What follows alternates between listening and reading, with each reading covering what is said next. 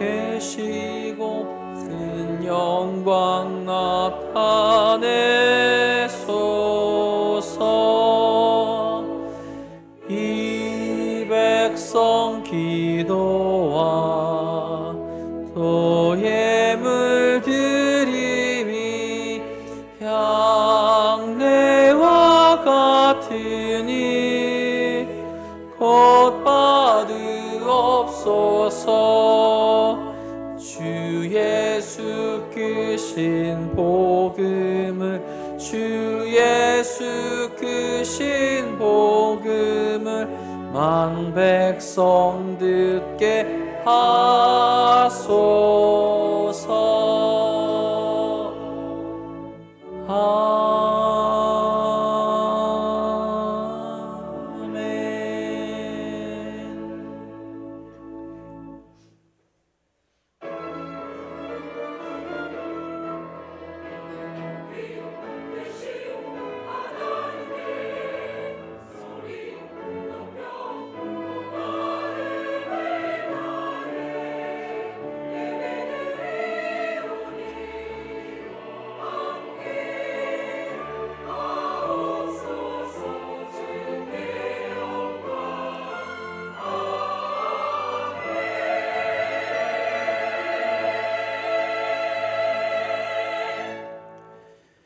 외치는 자의 소리여 이르되 너희는 광야에서 여호와의 길을 예비하라. 사막에서 우리 하나님의 대로를 평탄하게 하라.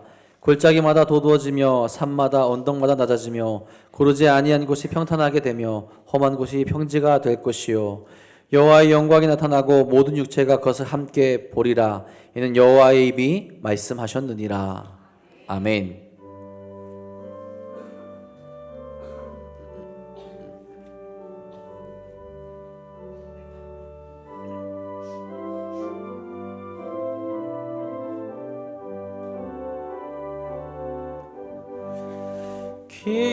기뻐하며 경배하세 영광의 주 하나님.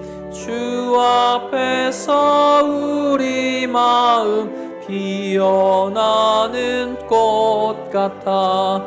죄와 슬픔 사라지고 의심 구름 거치니 변함없는 기쁨의 주 밝은 빛을 주시네.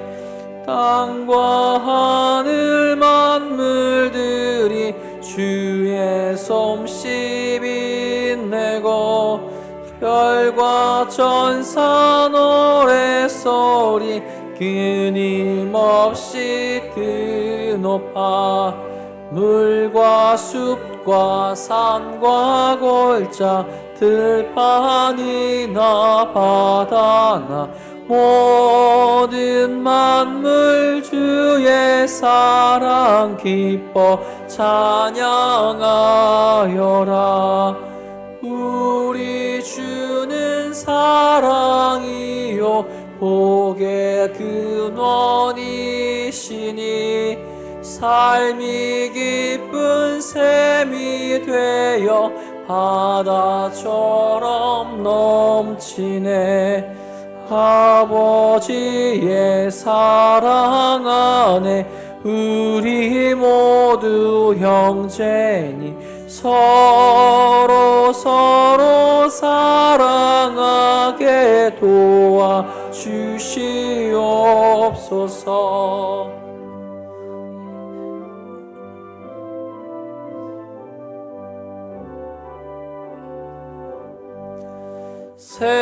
새벽별의 노래 따라 힘찬 찬송 부르니 주의 사랑 줄이 되어 한맘 되게 하시네. 노래하며 행진하여 싸움에서 이기고 승전가를 높이 불러 주께 영광 돌리세. 아멘.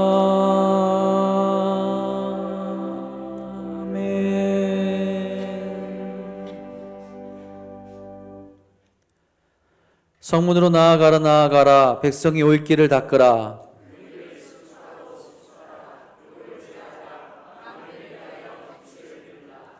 여호와께서 땅끝까지 선포하시되 너희는 딸 시온에게 이르라. 보라 내 구원이 이르렀느니라.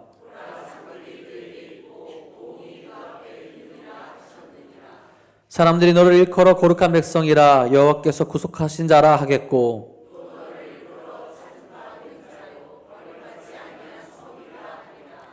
선지자 이사야의 책에 쓴 바 광야에서 외친 자의 소리가 있어 이르되 모든 골짜기가 메워지고 모든 산과 작은 산이 낮아지고 모든 육체가 하나님의 구원하심을 보리라 함과 같으니라. 아멘.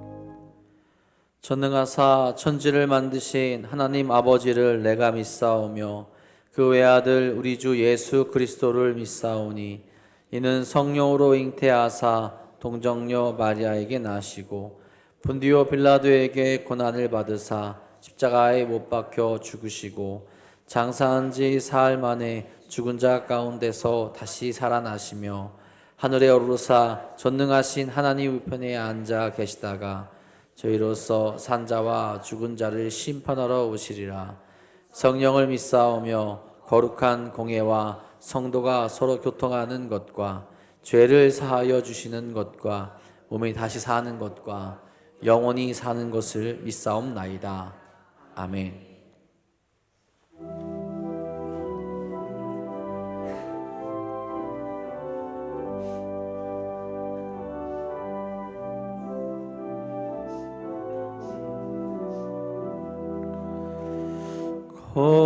고도소서 임마누엘 오 구하소서 이스라엘 그 포로 생활고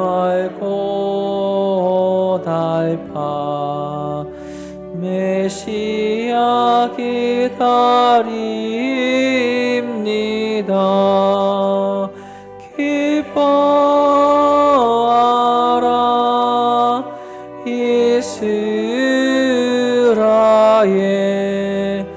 거도시리오 임마누엘 거도소서 지혜의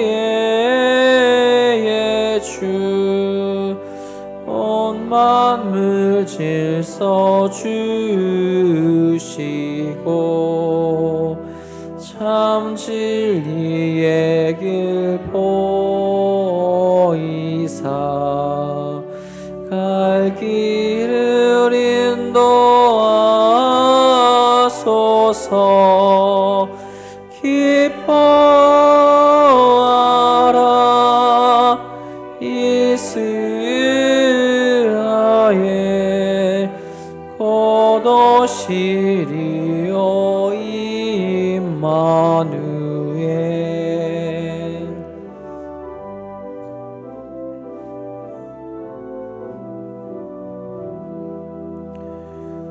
고도소서 소망의 주 만백성 한마음 이루어 시기와 분쟁 없애고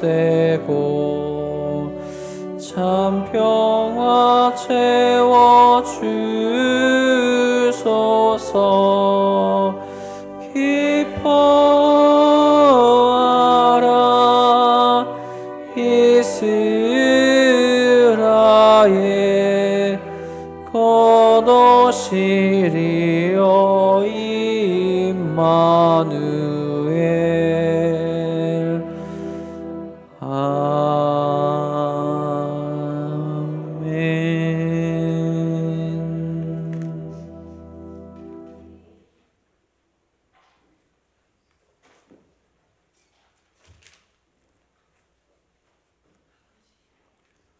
사랑과 은혜가 늘 풍성하신 하나님 아버지, 오늘도 저희를 사랑으로 불러주시고 거룩하고 복된 주일 예배에 함께 모이게 하시니 감사드립니다. 11월의 맑은 하늘 아래 저희의 마음도 깨끗이 정결하게 하시며 주님의 은혜로 가득 넘치게 단풍처럼 물들게 하시옵소서. 지난주 저희의 삶을 돌아볼 때 우리의 연약함을, 부족함을 고백합니다. 믿음을 지키기보다는 세상 유혹에 쉽게 흔들렸던 순간들, 하나님의 말씀보다는 내 뜻과 감정을 앞세웠던 시간들, 사랑보다는 시기와 질투의 마음이 앞섰던 모습들을 회개합니다. 주님의 은혜를 잊은 채 살아간 저의 마음을 불쌍히 여겨주시고 이 시간 주님 앞에 겸손히 엎드리는 저희들 심령 위에 성령의 빛으로 깨끗게 하여 주시옵소서. 마귀에게 틈을 주지 않게 하여 주시옵소서. 오늘 예배를 통해 주님의 은혜를 깊이 깨닫게 하시고 감사와 찬양으로 주님께 영광 돌리게 하시옵소서. 하나님의 말씀을 듣고자 합니다. 저희 목사님께 영유권의 강건함을 주시옵고 성령의 능력과 지혜를 더하여 주시옵고 그 입술에서 나오는 말씀이 우리의 마음을 깨우며 삶을 변화시키는 능력이 되게 하시옵고 그 말씀에 완전히 빚어지게 하시옵소서. 오늘도 각자의 자리에서 섬기는 성도들을 붙들어 주시옵고 그들의 섬김이 헛되지 않도록 귀한 은혜를 베풀어 주시옵소서. 오늘 드리는 이 예배가 형식적인 예배가 되지 않게 하시고 마음과 진리로 드리는 예배가 되게 하시옵소서. 오늘도 미개할 찬양대가 정성을 다하여 찬양을 올립니다. 기쁘게 받아주시옵고 저희의 영혼이 새롭게 하여 주시옵소서. 사랑의 하나님 아버지, 간절히 바라옵니다. 악한 마귀 틈타지 않게 하여 주시옵고 좌나우로 치우치지 않고 늘 하나님만을 사랑하며 하나님만을 찬양하는 복되고 큰 믿음의 성도들 되게 하여 주시옵소서. 이 모든 말씀 예수님의 이름으로 기도드렸습니다. 아멘. 하늘에 계신 우리 아버지여, 이름이 거룩히 여김을 받으시오며 나라가 임하시오며 뜻이 하늘에서 이루어진 것 같이 땅에서도 이루어지이다. 오늘 우리에게 일용할 양식을 주시옵고 우리가 우리에게 죄 지은 자를 사하여 준 것 같이 우리 죄를 사하여 주시옵고 우리를 시험에 들게 하지 마시옵고 다만 악에서 구하시옵소서.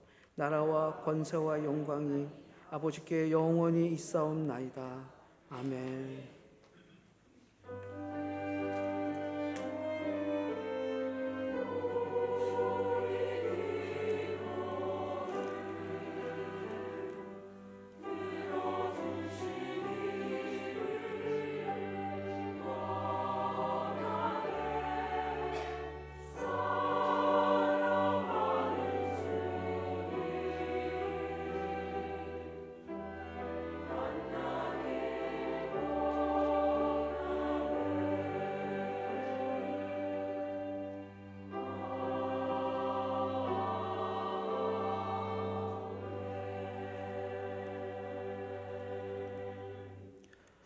교회 소식 전해드리겠습니다. 오늘부터 성탄절 4주간 주님의 오심을 기다리는 대림절입니다. 12월 월삭 새벽기도가 11월 1일 내일 있습니다. 12월의 시작을 우리 함께 기도로 시작하시기 바랍니다. 당회 및 구역회가 12월 14일 3부 예배 후에 있습니다. 사랑정 모임이 오늘 오후 1시 15분 대비실에서 있습니다. 성탄절 세례 및 유아 세례 신청을 12월 14일까지 사무실로 해주시기 바랍니다. 남녀선교회 지회장을 오늘까지 선출해 주시기를 부탁드립니다. 금주 규모기도의 특성은 서남아 선교회에서 수고해 주시겠습니다. 치매 예방학교 전시가 2층 로비에서 진행 중에 있습니다. 2026년도 가정예배에서 하늘양식 구입을 원하시는 분은 2층 로비에 신청하시기 바랍니다. 한 권에 10,000원이고 추가 비용은 교회에서 지원을 해드립니다. 2026년도 벽걸이형 교회 달력 배부합니다. 필요하신 분은 2층 로비에서 한 분씩 가져가시기 바랍니다.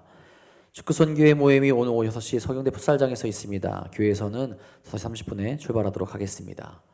이외의 교회 소식은 주보를 참고하시기 바랍니다.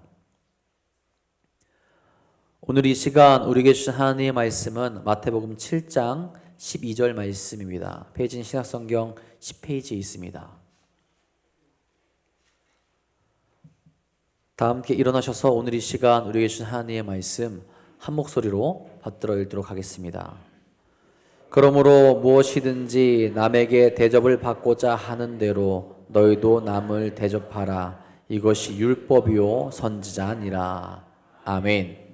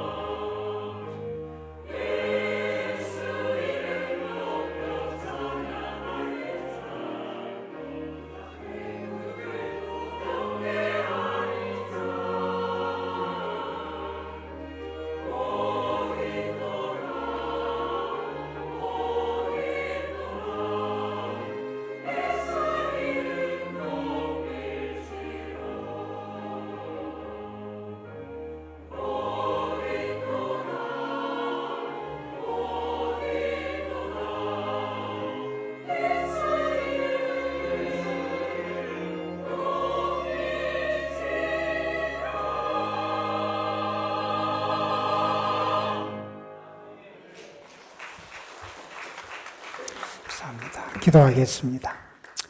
주님의 오심을 기다리는 강림절, 대림절 절기 가운데 우리들이 하나님을 예배하며 주님 앞에 다시 소망을 가질 수 있도록 은혜 베푸심에 감사를 드립니다.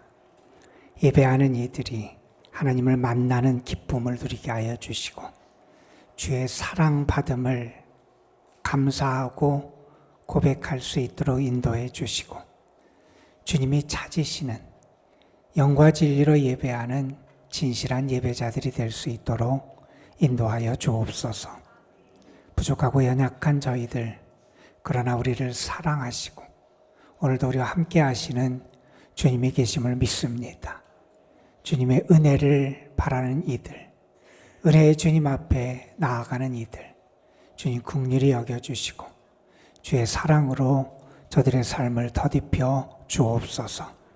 예배를 드리며 하나님의 말씀을 우리가 함께 나누게 됩니다.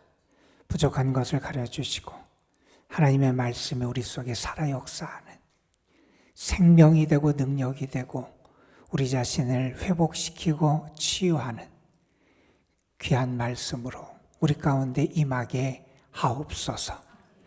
우리 구주 예수 그리스도의 이름으로 기도드리옵나이다. 한 부자가 8살짜리 외아들을 남기고 세상을 떠나게 됐다 그럽니다. 어린 아들을 남기고 떠나면서 아버지가 그 아들한테 이런 유언을 해줍니다. 아무도 믿지 말아라. 아무도 믿지 말아라. 아들이 아버지가 남겨주는 유산이 있기 때문에 그 유산을 가지고 물질적으로는 어려움 없이 살아갈 텐데 이제 그 아들에게 접근하는 사람들이 아마도 그 아들의 재산을 노리는 욕심 때문에 접근하게 될까 봐 걱정이 돼서 아마 그러한 당부를 한 것 같습니다. 이 유언을 그 아들은 평생 간직하며 살아갑니다. 누구도 믿질 못하고 살아갑니다. 결혼을 했는데 아내도 믿지 못하고 자식을 낳았는데 자식도 믿지 못하고 살아갑니다. 여러분 얼마나 불쌍하고 안타까운 삶입니까? 우리는 믿는 도끼에 발등 찍힌다라는 속담을 잘 알고 이 속담과 같은 경험을 아마 해본 분들이 적지 않을 겁니다. 그러다 보니 다른 사람을 믿지 못하고 살아가고 다른 사람을 신뢰하고 의지하며 살아가지 못하는 경우가 우리의 삶에 참 많이 있는 것 같습니다. 여러분 정말 발등이 찍히는 한이 있어도 믿고 살아라 이렇게 자신 있게 말할 수 있는 사람이 우리 가운데 얼마나 될지 모르겠습니다.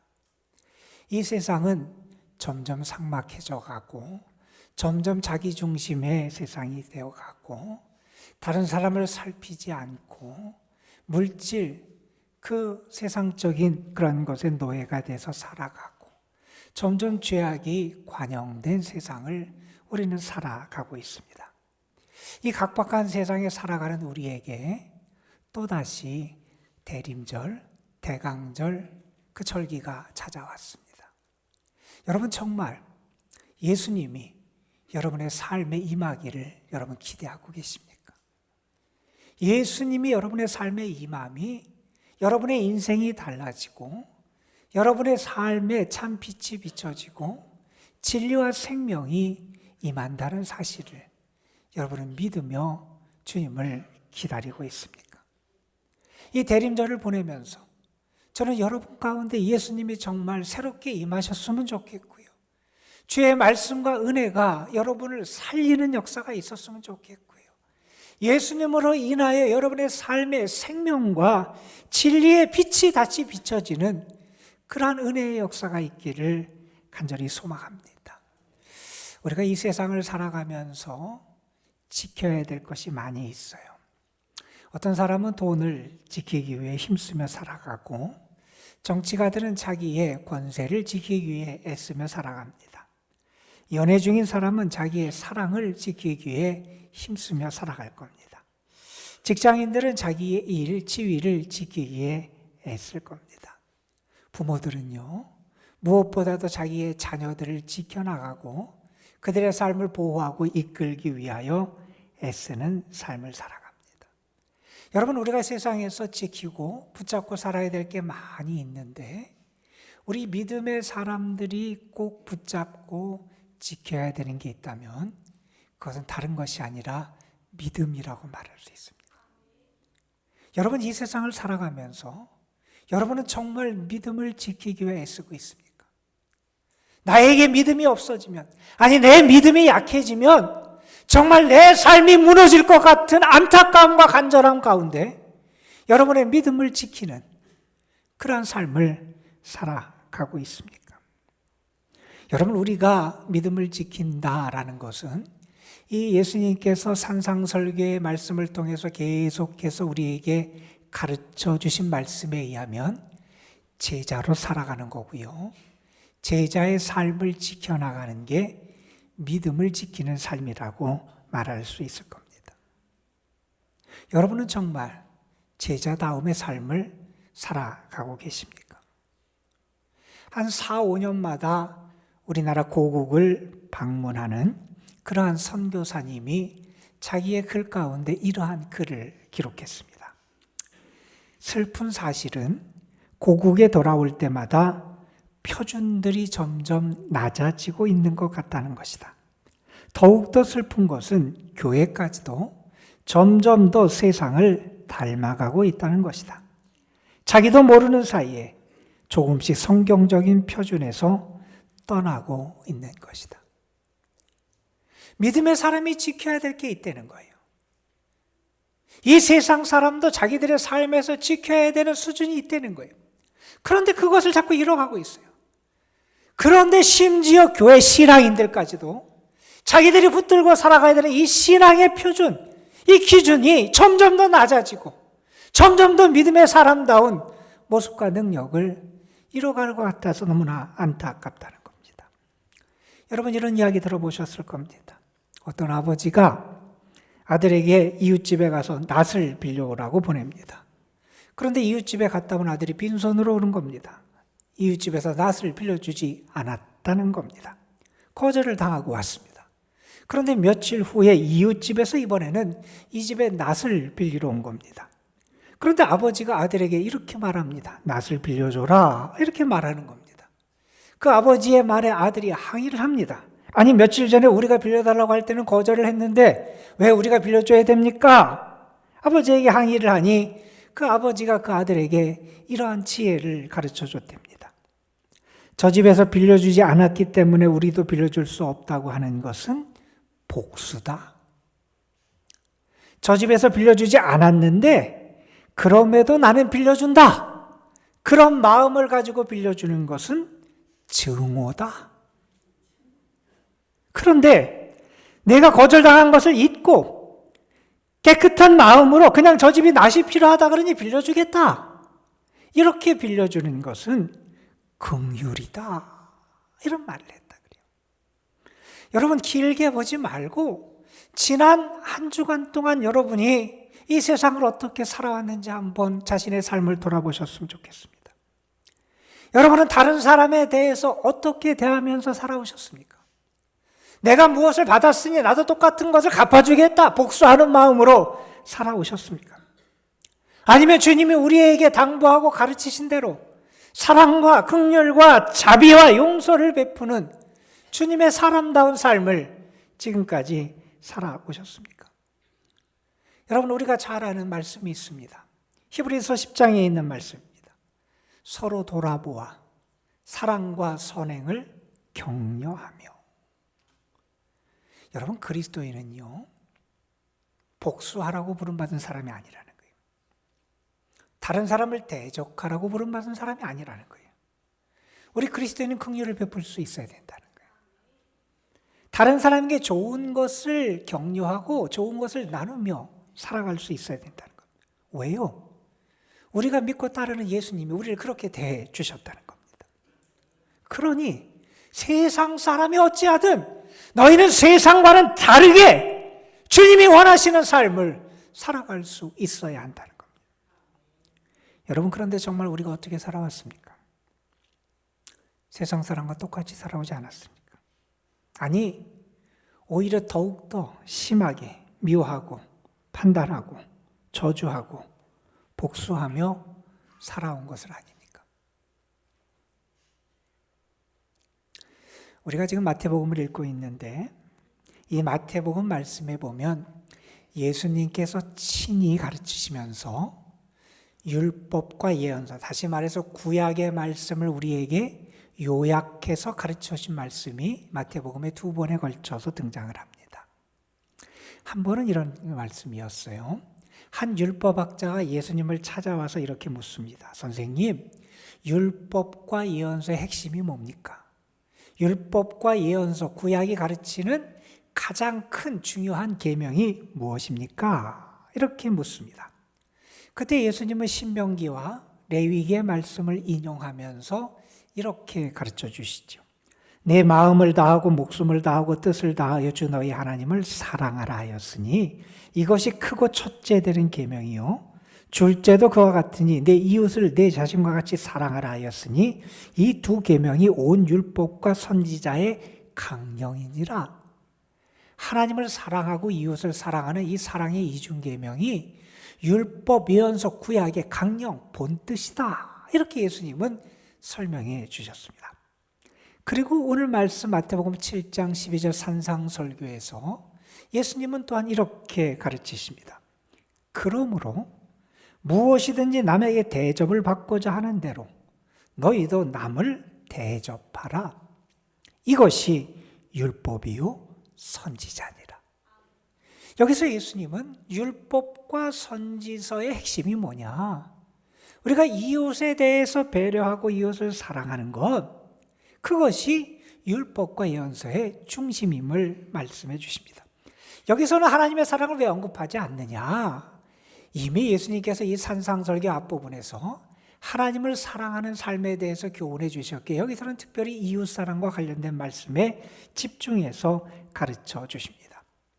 여러분, 오늘 말씀은 믿는 사람들뿐만 아니라 믿지 않는 세상 사람들에게도 아주 유명한 말씀이고 하나의 별칭으로 일컬어지는 말씀이지요. 여러분, 황금률이라고 들어보신 말씀이 오늘의 말씀입니다. 여러분, 그런데 이 말씀이 기독교적인 것만은 아니다 이렇게 말하는 사람들이 있어요. 왜냐하면 다른 철학자들이나 다른 종교에도 또한 다른 가르침 가운데도 이와 비슷한 말씀이 자주 등장하기 때문입니다. 여러분, 예수님 당시의 유대교 율법학자 가운데 아주 유명한 두 사람이 있었는데 한 사람은 샴마이라는 사람이고 한 사람은 힐렐이라는 사람이었어요. 그런데 어느 날 힐렐이라는 사람에게 한 사람이 찾아가서 이렇게 질문했어요. 저에게 율법과 예언서의 핵심을 좀 가르쳐 주십시오. 이렇게 질문할 때 그 힐렐이라는 학자는 이러한 대답을 했다고 알려져 있습니다. 내가 싫어하는 일을 다른 사람에게 하지 말라. 이것이 율법의 요체고 다른 것은 다 그것에 대한 해설일 뿐이다. 내가 싫어하는 것을 다른 사람에게 하지 말라. 여러분, 이러한 비슷한 말씀이 다른 종교들이나 다른 책들에도 많이 등장을 합니다. 여러분, 논어에도 이런 가르침이 있어요. 자신이 원하지 않는 것을 다른 사람에게 주지 말아라. 불교 경전에는 이런 말씀도 있습니다. 너 자신에게 해가 되는 일을 다른 사람에게 행하지 말아라. 힌두교 경전에도 비슷한 내용이 나옵니다. 도덕의 핵심은 이것이다. 다른 사람이 자신에게 하지 말았으면 하는 일을 다른 사람에게 행하지 말아라. 여러분, 이 말씀들을 가만 보면 예수님의 말씀과 비슷한 것처럼 여겨지지만 아주 분명한 차이점이 있음을 알게 됩니다. 여러분, 이 가르침들은 뭐라고 얘기를 합니까? 다른 사람이 너에게 해주지 않았으면 하는 것을 너도 하지 말라는 겁니다. 다시 말해서 이 가르침들의 그 경향은 소극적인 측면에서 내가 싫은 것을 다른 사람에게 하지 말라고 하는 그러한 가르침입니다. 그런데 예수님은 뭐라고 말씀하십니까? 다른 사람이 너에게 해주기를 원하는 그것을 너는 하라는 겁니다. 적극적으로, 능동적으로 다른 사람에게 기대하는 그것, 그 선한 것이 있다면 내가 먼저 그것을 다른 사람에게 행하라고 예수님은 말씀하고 계신 것입니다. 여러분, 왜 다른 종교와 이 예수님의 가르침이 이렇게 다를까? 예수님은 누구에게 이 말씀을 하고 계신가 하는 것을 우리는 주목해 볼 필요가 있습니다. 오늘 말씀은 이렇게 시작합니다. 그러므로. 이 말은 뭡니까? 지금까지 예수님의 가르침을 받은 사람, 이 산상설교를 통해서 주님의 말씀을 받은 주님의 제자들, 믿는 사람들, 그 가르침을 받은 너희는 그 가르침을 받았기에 이렇게 하라 하면서 주님이 가르쳐 주신 말씀이라는, 더구나 중요한 게 있습니다. 그러니 너희도 라는 말. 너희든 또한 이렇게 해야 돼. 여러분께서 말하는 너희가 누굽니까? 예수님을 믿는 사람들입니다. 그분을 통해서 하나님의 자녀로 회복된 사람들입니다. 하나님의 나라를 알고 하나님의 나라를 위하여 부름받은 사람들입니다. 제자들이란 말입니다. 너희 제자들은 이렇게 살아가야 한다는 겁니다. 여러분, 우리가 세상을 살아가면서 다른 사람에게 피해를 끼치지 않고 해를 끼치지 않고 살아가는 것도 쉬운 일은 아니죠. 그렇죠? 여러분, 누군가 나를 험담해요. 때로 누군가 나를 멸시해요. 때로 누군가 나를 비난하고 무시해요. 그런데 내가 그런 상황에서 다른 사람에게 똑같이 갚지 않고 해치지 않고 그렇게 살아가는 거 결코 쉬운 일 아닙니다. 그런데 예수님은 우리에게 그렇게 말씀하십니다. 내가 다른 사람에게 해를 끼치지 않는 것에 만족하지 말라는 거예요. 오히려 다른 사람에게 좋은 것을 행하고 나눠줄 수 있어야 한다는 겁니다. 여러분, 마태복음 5장에서 예수님은 이미 그런 말씀들을 하셨어요. 예수님을 믿는 사람들은 율법의 수준에서 갇혀 있어서는 안 된다는 거예요. 여러분, 거기에 예수님 그 율법과 비교하면서 6가지 명제를 통해서 예수님의 제자들의 삶의 수준, 믿음의 수준을 가르치셨는데 거기 이런 말씀도 나옵니다. 사람들은 생각해요. 내가 다른 사람을 해치지 않으면, 목숨을 해치지 않으면 만족한다는 거예요. 살인하지 않으면 내가 괜찮다고 생각하는 게 율법의 수준이라는 거예요. 그런데 예수님은 뭐라고 말씀하십니까? 다른 사람을 해치지 않고 다른 사람을 내가 목숨을 빼앗지 않는 거, 거기에 만족하지 말고 다른 사람을 미워하지도 말라는 거예요. 미워하는 게 살인과 같다는 겁니다. 예수님은 이런 말씀을 하십니다. 율법에서는 내가 일단 맹세를 했다면 맹세한 것을 지켜라. 그러니까 맹세하는 것을 허용합니다. 그런데 예수님 뭐라고 말씀하느냐? 너희는 맹세하지 말라고 말씀합니다. 율법에서는 내가 다른 사람에게 이만큼 당했으면 10 정도의 뭘 당했으면 내가 그 사람과 똑같이 그 사람에게 나도 10 정도 갚아주는 것 율법에서 허용한다는 거예요. 그런데 예수님은 뭐라고 말씀하시느냐? 아예 복수하지 말라고 말씀하십니다. 율법에서는요, 이웃은 사랑하고 원수는 미워해도 된다고 가르칩니다. 그런데 예수님은 뭐라고 가르치십니까? 원수도 사랑하라는 겁니다. 여러분, 율법은요, 인간의 죄성을 전제합니다. 이 죄성을 가지고 있는 우리들, 그 사람들이 할 수 있는 최선을 요구하는 게 율법이에요. 그런데 우리는 누구냐? 우리는 율법에 갇혀 살아가는 사람이 아니라는 거예요. 우리는 예수님을 통해서 새로워진 사람이라는 거예요. 우리는 믿음으로 변화된 사람이라는 거예요. 우리는 예수님을 믿고 따라가는 예수님의 제자로 부름받은 사람이라는 거예요. 하나님의 사랑을 체험하고 주님의 제자로 부름받고 주의 은혜를 받은 사람은 그 율법의 수준에 만족하는 삶이 아니라 그것 이상의 삶을 살아갈 수 있어야 한다는 겁니다. 여러분, 우리가 어떻게 이 예수님의 가르침대로 살아갈 수 있습니까? 우리가 어떻게 이 예수님의 황금률의 가르침을 실천하며 살아갈 수 있습니까? 우리가 이 말씀을 실천하려면 먼저 우리는 하나님의 사랑을 알아야 되고요. 내가 그 사랑을 깨달아야 되고요. 그 사랑이 나에게 얼마나 소중한지를 알 수 있어야 한다는 겁니다. 여러분, 인간의 사랑은 너무 조건적이고요. 너무 깨어지기 쉽고요. 너무 변하기 쉬운 게 인간의 사랑입니다. 그런데 하나님의 사랑은 다르다는 거예요. 하나님의 사랑은 영원하고요. 하나님의 사랑은 진실하고요. 하나님의 사랑은 변함이 없고요. 하나님의 사랑은 참된 것이 하나님의 사랑이라는 겁니다. 여러분, 그 사랑에 대해서 요한일서는 우리에게 이렇게 말합니다. 사랑하는 자들아, 우리가 서로 사랑하자. 사랑은 하나님께 속한 것이니 사랑하는 자마다 하나님으로부터 나서 하나님을 알고 사랑하지 아니하는 자는 하나님을 알지 못하나니 이는 하나님은 사랑이십니다. 그 하나님의 사랑을 우리가 어떻게 알고 고백하고 경험할 수 있느냐, 이렇게 이어갑니다. 하나님의 사랑이 우리에게 이렇게 나타난 바 되었으니 하나님이 자기의 독생자를 세상에 보내심은 그로 말미암아 우리를 살리려 하심이라. 사랑은 여기 있으니 우리가 하나님을 사랑한 것이 아니요 하나님이 우리를 사랑하사 우리 죄를 위하여 화목제물로 그 아들을 보내셨습니다. 하나님이 이 땅에 예수님을 보내주신 게 사랑이라는 거예요. 예수님이 이 땅에 오셔서 우리를 위한, 우리의 죄를 용서하기 위한 화목제물이 되신 거, 십자가를 지신 거, 그게 사랑이라는 거예요. 저 십자가를 통해서 하나님이 나를 얼마나 사랑하고 계신지, 하나님이 나를 얼마나 용서하고 이해하고 받아들이고 용납하고 기다리고 계신지, 그 하나님의 영원하고 무한한 사랑을 알고 경험할 수 있어야 한다는 겁니다. 여러분, 살아가기 힘드십니까? 외로우십니까? 상처 때문에 너무나 아프고 괴로우십니까? 삶이 너무나 답답하고 안타까우십니까?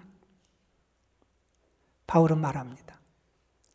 그 어떤 것도, 이러한 고난, 이러한 위기, 이러한 시련, 이러한 아픔, 그 어떤 것도 그리스도 예수 안에 있는 하나님의 사랑에서 우리를 끊을 수 없다 그럽니다. 그 사랑이 우리를 넉넉히 이기게 한다는 겁니다. 여러분, 이 하나님의 사랑을 경험한 사람이 자기 자신을 제대로 사랑할 수 있습니다. 여러분, 내 이웃을 내 몸과 같이 사랑하라 하는 말씀이나 다른 사람이 너에게 해주기를 바라는 것처럼 다른 사람에게 해주어라 하는 이 말씀은 자기 자신에 대한 사랑을 전제하는 겁니다. 하나님의 사랑을 제대로 경험한 사람만이 자신을 제대로 사랑할 수 있고요. 자신을 제대로 사랑할 수 있는 사람이 자신을 제대로 사랑하듯이 이웃을 제대로 사랑할 수 있게 된다는 겁니다. 여러분, 그런데 우리는 다 자기 자신을 사랑하며 살아가는 줄 알아요. 그런데 여러분이 사랑하는 그 자신이 정말 여러분의 참된 자아인지 돌아보십시오. 혹시 왜곡된 자아는 아닌지, 부풀려진 자아는 아닌지, 아니면 찌그러지고 위축되고 일그러진 상처난 자아는 아닌지 여러분 한번 생각해 보십시오. 우리는 그 자아를 사랑하면서 내가 내 자신을 제대로 사랑한다고 착각하며 살아가고 있지는 않냐는 겁니다. 여러분, 우리가 십자가의 하나님의 사랑을 제대로 경험한다는 말은요, 지금까지 내가 붙잡고 살아왔던 잘못된 자아를 내려놓고 하나님의 사랑받는 자로서의 나를 다시 회복하고 붙잡는 것을 의미합니다. 십자가를 통해서 나를 발견하고 십자가의 사랑을 통해서 나를 다시 회복할 수 있어야 한다는 겁니다.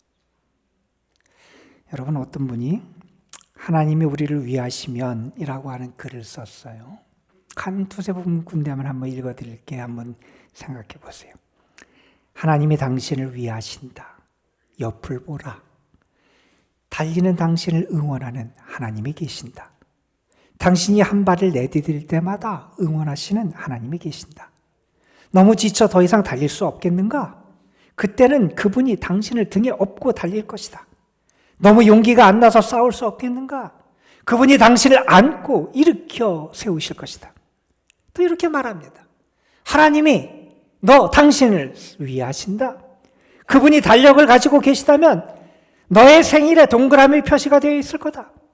그분께 자동차가 있었다면 차 범퍼에 내 이름이 적혀 있을 것이다. 하늘나라에도 나무가 있다면 그 나무 껍질에 내 이름이 새겨 있을 것이다. 하나님이 당신을 위하신다. 부모는 당신을 잊어버렸을지라도, 선생님들은 당신을 무시했을지라도, 형제자매는 당신을 부끄러워할지라도 하나님은 당신을 위하신다. 온 세상을 지으신 하나님, 그분이 당신을 위하신다고 우리에게 말합니다. 여러분, 우리는 하나님의 사랑받은 자입니다. 십자가를 통해서 우리는 우리의 진짜 아버지를 만나게 됩니다. 우리의 진짜 아버지를 만나고 보니 그분이 온 세상 만물을 지으시고 다스리시는 창조주가 되시는 하나님이십니다. 그 진짜 아버지를 만나고 봤더니 나는 그 하나님 아버지의 사랑받는 자녀임을 알게 됐다는 겁니다. 그분이 나를 사랑하셨고요. 그분이 나를 지금도 사랑하신다는 겁니다. 그 하나님의 사랑을 만나면요, 인간적인 조건들은 다 아무것도 아님을 깨닫게 됩니다. 우리의 왜곡되고 부풀려진 그런 자아, 하나님의 사랑 앞에서 그 바람이 다 빠지고 말 겁니다. 우리의 일그러지고 흉하게 찌그러진 자존심, 우리의 자아, 그 하나님의 사랑 앞에서 다시 치유되고 회복될 수 있게 된다는 것. 내가 하나님의 사랑받는 자임을 알게 되면 그 하나님의 사랑이 나에게 임했음을 알게 되고 그 사랑으로 내가 사랑할 수 있게 되고 그 사랑으로 내가 이웃을 사랑할 수 있게 된다는 겁니다. 여러분, 이 황금률의 말씀을 보면서 우리가 몇 가지 주의해야 될 게 있습니다. 먼저는 여러분, 이 말씀을 보상을 기대하는 마음으로 행해서는 안 된다는 거예요. 이게 무슨 얘기냐? 내가 칭찬을 듣기를 원하니까 누구를 칭찬해 준다. 주고받는 기브 앤 테이크, 상업적인 거래를 하는 마음으로 내가 이 말씀을 행해서는 안 된다는 거예요. 여러분, 내가 다른 사람에게 호의를 베풀었어요. 그런데 다른 사람이 나에게 호의로 대하지 않고 오히려 악의로 갚을 수도 있습니다. 그래도 나는 이 말씀을 붙잡고 살아갈 수 있어야 된다. 또 우리가 오해하면 안 되는 게 있어요. 남에게 대접받고자 하는 대로, 다시 말해서 다른 사람이 나에게 대해주는 대로 내가 나의 행동을 하는 것처럼 나오잖아요. 그러니까 내 중심으로 저 사람이 나에게 어떻게 행해주느냐, 그게 모든 것의 기준이 되는 것처럼 생각이 돼요. 그래서 우리는 이 가르침이 나 중심의 이기적인 가르침이 아닌가, 그렇게 오해할 수도 있습니다. 여러분, 그게 그렇지 않다는 거예요. 여러분, 여기서 다른 사람이 나에게 이미 행한 것이 기준이 아니에요. 다른 사람이 나에게 이렇게 했으니까 그 행한 것이 나에게 기준이 내가 똑같이 하는 게 아니라는 거예요. 기준이 되는 건 뭐냐? 다른 사람이 나에게 해주기를 기대하는 게 기준이 된다는 거예요. 다른 사람이 나에게 이렇게 했으니까 나는 이렇게 갚아준다, 그게 기준이 아니라 다른 사람이 나에게 해주기를 기대하는 그것이 나의 삶의 행위의 출발이 된다는 겁니다. 그래서 여러분, 남에게 받기를 기대했던 그것이 나에게 이루어지느냐 이루어지지 않느냐는 중요하지 않다는 겁니다. 여러분, 그리고 우리가 또 하나 주의해야 될 게 있습니다. 여기서 예수님은 이렇게 말씀하세요. 무엇이든지. 여러분, 이 단어를 가볍게 보지 마십시오. 이 무엇이든지라고 번역된 단어는 영어로 말하면 all 혹은 everything이라는 말입니다. 이 가르침은 내 삶에 내가 지키고 싶은 것, 한 분야에서만 내가 그것을 지키고 그대로 행하고 그렇지 않은 것은 내 마음대로 해도 된다, 임의로 해야 된다는 말씀이 아니라는 거예요. 무엇이든지 모든 것에서 특정 영역에 국한되지 아니하고 나의 삶의 전 영역에서 이 황금률의 말씀이 우리에게 드러나고 실천될 수 있어야 한다는 겁니다. 여러분, 아마 이런 말씀을 들으면 상당히 부담스러울 겁니다. 아니, 이건 다른 사람 얘기고 딴 세상 얘기고 나에게는 실천하기 어려운 말씀처럼 여겨질 수도 있을 겁니다. 그런데 여러분, 이 말씀을 붙잡고 그 인생이 달라진 우리의 믿음의 선배들이 많이 있습니다. 세상적으로도 유명한 펜이라고 하는 사업가, 그가 58세에 사업이 망하고 실패했었어요. 그런데 다시 일어났어요. 그가 다시 자기의 인생을 세우면서 붙잡았던 말씀, 자기 사업과 인생의 표를 삼았던 말씀이 이 오늘의 말씀이에요. 다른 사람이 너희가 대접을 받고자 원하는 대로 남을 대접하라. 여러분, 애들러라고 하는 오스트리아의 심리학자, 정신의사가 있었어요.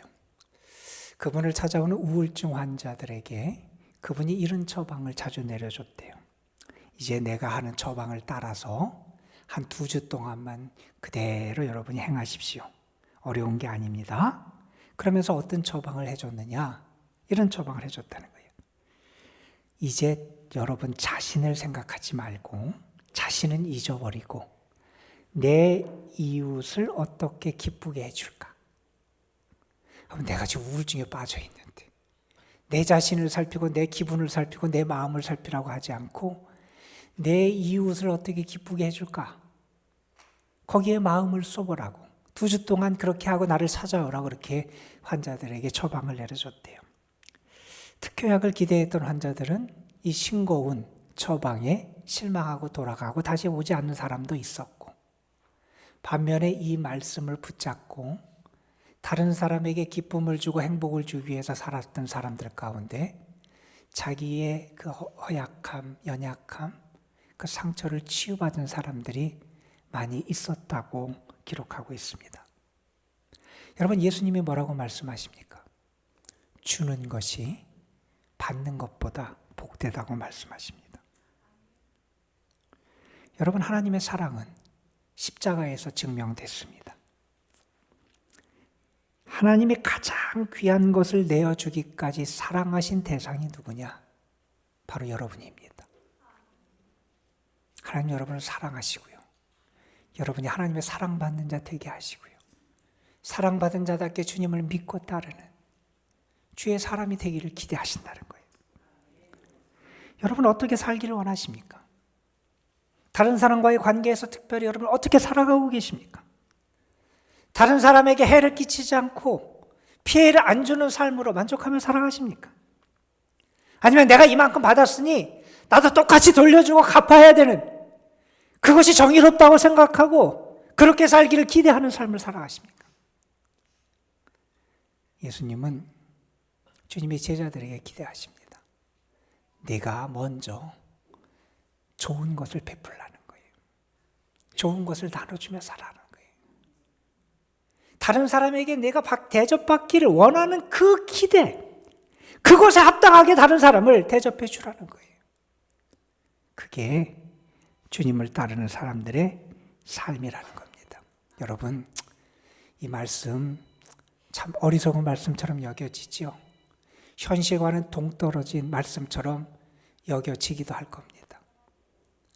만약에 그렇게 여겨진다면 어떡하겠어요? 예수님이 우리에게 이렇게 말씀하시는데 어리석어져야지요. 저는 여러분이 정말 주님의 말씀을 소중하게 여기고 그 말씀이 여러분에게 능력이 되고 은혜가 됐으면 좋겠습니다.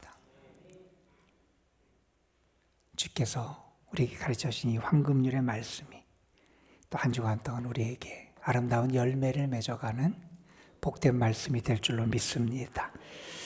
우리 잠시 십자가 그 사랑, 우리 찬양 부르고 잠시 기도하는 시간 갖지요.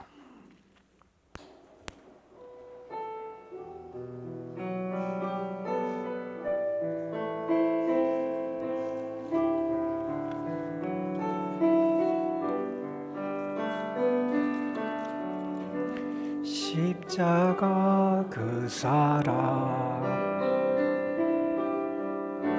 멀리 떠나서 무너진 나의 삶 속에 잊혀진 주네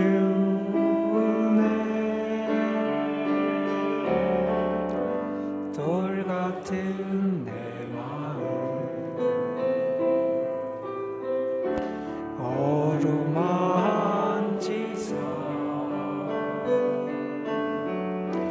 다시 일으켜 세우신 주를 사랑합니다. 주 나를 보아시고 날 붙드시리 나는 외롭고 존귀한 주님의 자녀라. 주 나를 보아시고 날 붙드시리 붙드시리 너는 보배롭고 존귀하 주의 자녀.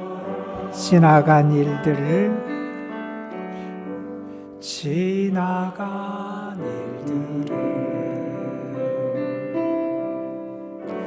기억하지 않고 이전에 행한 모든 일 생각지 않으리. 사막의 강물과 길을 내시는 주, 내 안에 새 일 행하신 주만 바라보리다. 주 나를 보하시고 날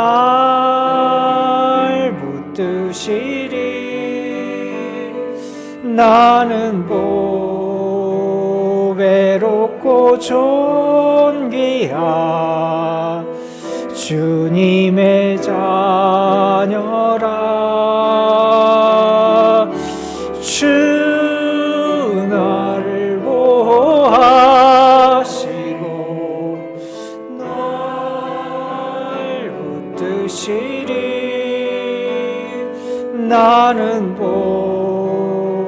보배롭고 존귀하 주의 자녀라. 오늘 우리에게 주신 말씀 기억하면서 우리의 삶을 돌아보며 주님이 기대하시는 제자의 삶으로 나아갈 수 있도록 하나님의 은혜를 구했으면 좋겠습니다. 해치지 않는 삶의 수준에 머무르지 않고 받은 대로 갚는 정의를 행하는 삶이라고 착각하며 살지 않고 주님의 제자답게 먼저 좋은 것을 나누며 베풀며 살아가는 우리의 삶이 될 수 있도록 하나님 인도하여 주옵소서. 이 말씀이 나에게 멀리 떨어진 말씀이 아니라 나를 살리고 나의 삶을 살리기 위한 하나님의 말씀임을 믿으면서 말씀 붙잡고 잠시 함께 기도하겠습니다. 기도합니다. 아버지 기도하시옵소서. 주님 하시옵소서. 자신을 사랑하지도 못했고 사랑받는 자임도 알지 못했고 내 마음과 감정이 중심이 돼서 아버지 그렇게 살았던 우리였음을 고백합니다. 아버지 우리를 인도하여 주시길 원합니다. 주의 말씀이 우리에게 뿌리 내리게 하시기를 원합니다. 말씀의 은혜와 능력이 우리에게 곁도록 주께서 역사하여 주옵소서. 우리의 삶을 주께 드립니다.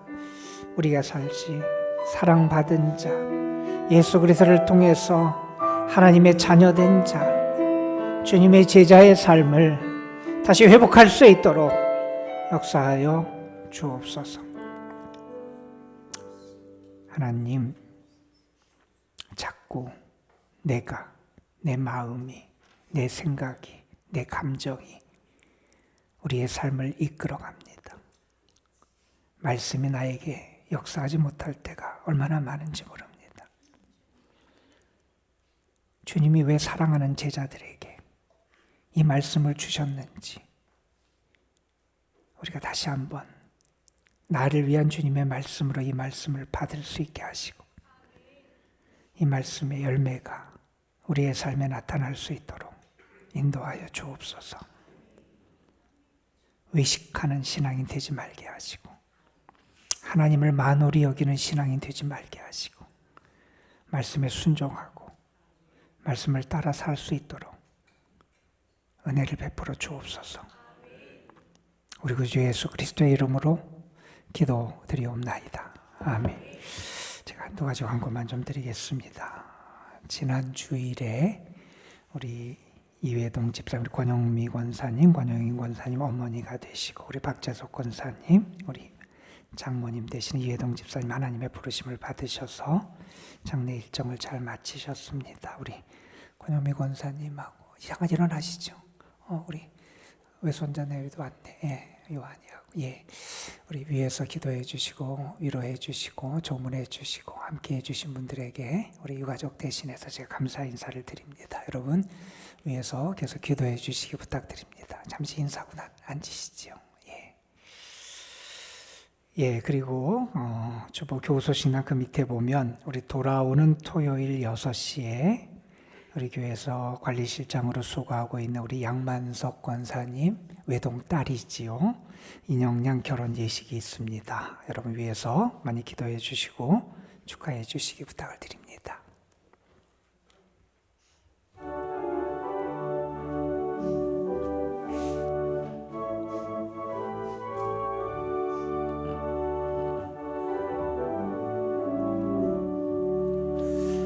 주의 발자취를 따름이 어찌 즐거운 일 아닌가.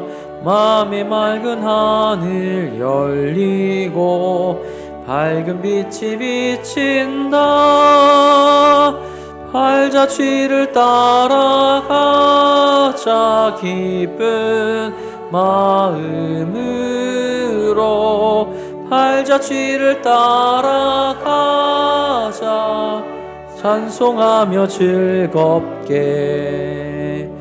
주의 발자취를 따름이 어찌 행복한 일 아닌가. 마음의 악한 생각 사라져 밝은 마음 싹 든다. 발자취를 따라가자 기쁜 마음으로. 발자취를 따라가자 찬송하며 즐겁게.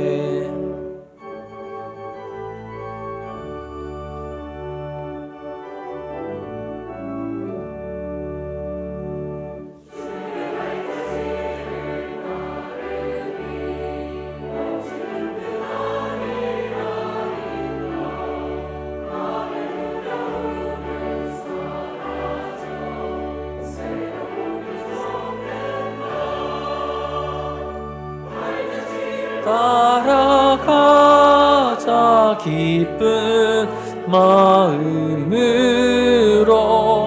발자취를 따라가자 찬송하며 즐겁게.